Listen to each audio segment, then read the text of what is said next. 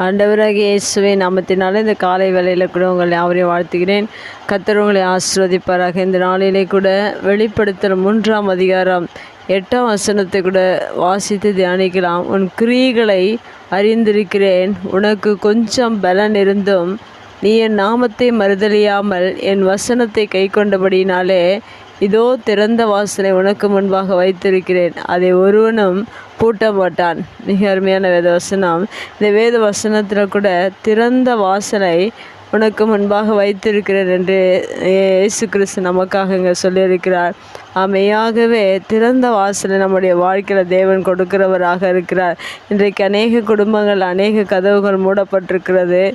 தேவனுடைய வார்த்தை இந்த புதிய நாளில் கூட நமக்கு என்ன சொல்லுகிறது என்றால், திறந்த வாசலை உனக்கு முன்பாக வைத்திருக்கிறேன் என்று சொல்லுகிறது. விசுவாசிக்கும் போது நம்முடைய வாழ்க்கையிலும் தேவன் திறந்த வாசலை எல்லா காரியங்களிலும், உங்களுடைய குடும்பங்கள், உங்களுடைய எல்லா காரியங்களிலும் தேவன் ஒரு திறந்த வாசலை தேவன் கொடுக்கிறவராக இருக்க. இந்த திறந்த வாசலை நாம் பெற்றுக்கொள்வதற்கு நாம் என்ன செய்ய வேண்டும் என்று இந்த வசனத்தில் சொல்லப்பட்டிருக்கிற. முதலாவதாக நம்முடைய கிரியைகளை தேவன் பார்க்கிறவராக இருக்கிறார். ஏனென்றால் அந்த வசனத்தில் சொல்லப்பட்டிருக்கிற கிரியைகளை அறிந்திருக்கிறேன் என்று சொல்லப்பட்டிருக்க. மெய்யாகவே நாம் என்ன செய்து கொண்டிருக்கோம், ஒவ்வொரு நாளிலும் ஒவ்வொரு நிமிடமும் நாம் என்ன செய்து கொண்டிருக்க ஆண்டவருக்காக வாழ்கிறோமா, நாம் அவருடைய காரியங்களில் முன்னேற்றம் இருக்கிறதா, பரிசுத்தம் இருக்கிறதா, விசுவாசம் இருக்கிறதா என்பதை தேவன் ஒவ்வொரு நாளும் நம்முடைய சிந்தனைகளை, நம்முடைய இருதயத்தையும் ஆராய்ந்து அறிகிறவராக இருக்கிறார். அதை தான் நீங்கள் வசனத்தில் உன் கிரியைகளை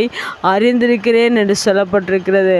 அப்படி நாம் தேவனுடைய காரியங்களில் முதலிடம் பெறும்போது, அவருடைய காரியங்களில் அநேக காரியங்களை நாம் அறிந்திருக்கும் போது, விசுவாசத்தில் வளர்ந்திருக்கும் போது, பரிசுத்தத்தில் வளர்ந்திருக்கும் போது, எல்லாவற்றையும் தேவன் அறிந்து அங்கு சொல்லுகிற வார்த்தை நாம் சற்று கவனிக்க வேண்டும்.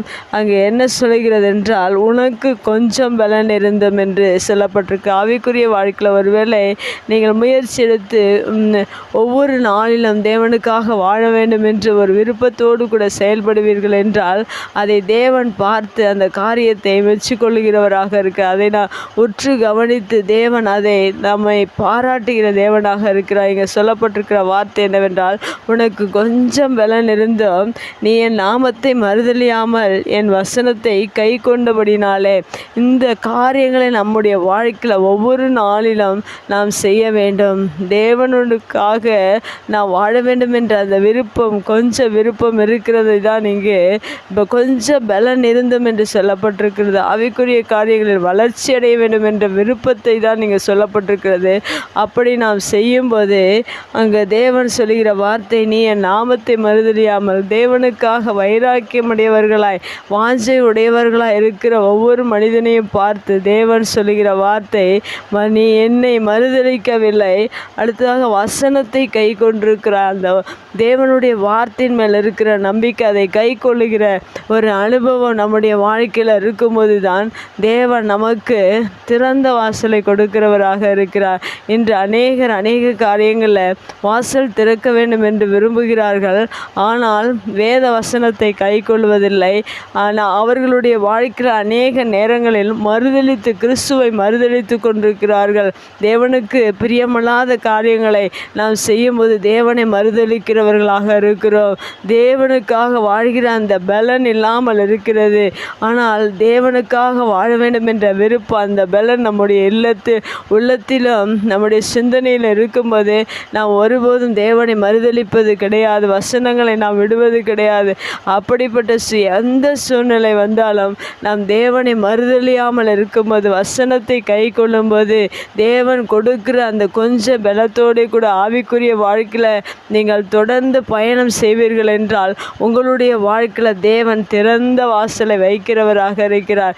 அதை ஒருவனும் பூட்ட மாட்டார் என்று வேத வசனம் சொல்கிறது. உங்களுடைய வாழ்க்கையில் தேவன் திறந்து வைக்கிற வாசலை எந்த மனிதனாலும் சத்ருவாலும் யாராலும் பூட்ட முடியாது என்கிற வார்த்தையை நான் ஒவ்வொரு நாளும் விசுவாசித்து, இன்னும் தேவனுக்காக ஆவிக்குரிய வாழ்க்கையில் கொஞ்சம் பலன் இருந்தும் நீங்கள் ஒவ்வொரு நாளும் தேவனை அறிக்கை செய்து அவரை மறுதலியாதபடிக்கு வசனத்தை கை கொண்டு ஆவிக்குரிய வாழ்க்கையில் வளர்ச்சி அடையுங்கள். உங்கள் வாழ்க்கையில் பூட்டியிருக்கிற எல்லா கதவுகளையும் தேவன் திறந்து ஒரு திறந்த வாசலை நமக்கு முன்பாக ஒவ்வொரு நாளும் வைத்து நம்மை ஆசீர்வதிக்கிறவராக இருக்கிறார். இன்னும் வேத வசனங்களை சொல்லப்பட்டிருக்கு, அது தேவன் நானே வாசல், என் வழியாய் உட்பிரவேசிக்கிறவன் உள்ளும் புறமும் சென்று மேய்ச்சலை கண்டடைவான் என்று சொல்லப்பட்டிருக்கு. தேவன் வைத்திருக்கிற அநேக ஆசீர்வாதங்கள் நாம் பெற்றுக்கொள்வதற்கு நாம் தேவனை மறுதலியாதபடிக்கு கர்த்தருடைய வார்த்தைகளை கை கொள்ளும்போது மெய்யாகவே நம்முடைய வாழ்க்கையில் தேவன் திறந்த வாசலை வைத்திருக்கிறார். கண்களை மூடி ஜெபிக்கலாம். எங்கள் அன்பு தகப்பனே, இந்த அருமையான வார்த்தைக்காக நன்றி செலுத்துகிறோம். எங்களுடைய ஆவிக்குரிய வாழ்க்கையில் எங்களுக்கு கொஞ்சம் பலன் இருந்தாலும் உம்மை மறுதலியாதபடிக்கு உம்மை ஆண்டவரே உம்முடைய வசனத்தை கை கொள்ளுகிற பிள்ளைகளாய் நீர் எங்களை தெரிந்து கொண்டதற்காய் நீ உமக்கு நன்றி செலுத்துகிறோம். நீர் திறந்த வாசலை எங்களுடைய வாழ்க்கையில் ஒருவனும் பூட்டாதபடிக்கு நீர் எங்களுக்காக திறந்த வாசலை வைத்திருக்கிறதற்காக நன்றி. தொடர்ந்து நீர் எங்களை ஆசீர்வதிங்க. உம்முடைய ஆசீர்வாதங்களை, உம்முடைய நன்மைகளை நாங்கள் பெற்றுக்கொள்ளும்படியாக இந்த வார்த்தை இந்த புதிய நாளிலே நீர் கொடுத்ததற்காய், திறந்த வாசலை எங்களுக்கு முன்பாக வைத்திருக்கிறதற்காக உமக்கு ஸ்தோத்திரம். தொடர்ந்து எங்களை நடத்துங்க, ஆசீர்வதிங்க.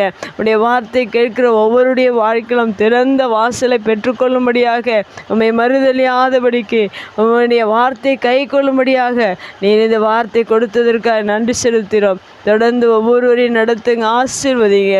இயேசுவின் நாமத்தில் ஜெபங்கள் நல்ல பிதாவே, ஆமேன்.